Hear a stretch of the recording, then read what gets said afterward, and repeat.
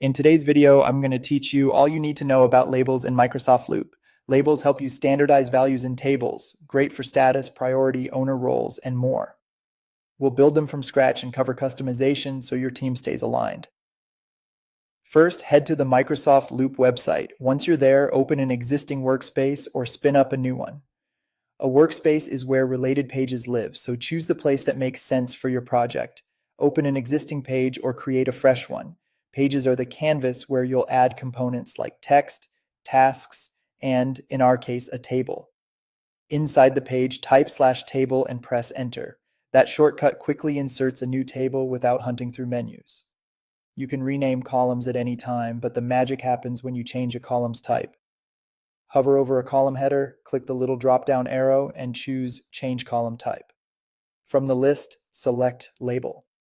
Label columns turn free text cells into consistent pick-from-a-list options, which helps with filtering and keeps data clean.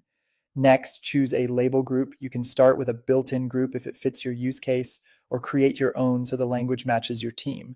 To add a custom set, scroll below the built-ins and select Add Label Group. Give your new group a clear name, then enter the choices you want your teammates to pick from. Short, distinct values work best, for example, simple status words or levels. You can come back and refine these at any time, so don't worry about getting them perfect on the first pass. Those choices live on the page where you created them. If your project evolves, you can return to the group and add new options, rename existing ones, or remove values you no longer need. Keeping the list tidy prevents confusion and ensures reports stay accurate. Once your group is ready, apply it to the label column you created. You can also reuse that same group on any other label column in the table, so every column that needs those exact options stays consistent.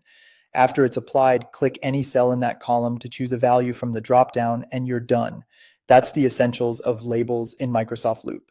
Create a table, change a column to label, pick or build a group, customize the options, and apply the group wherever you need it in the table.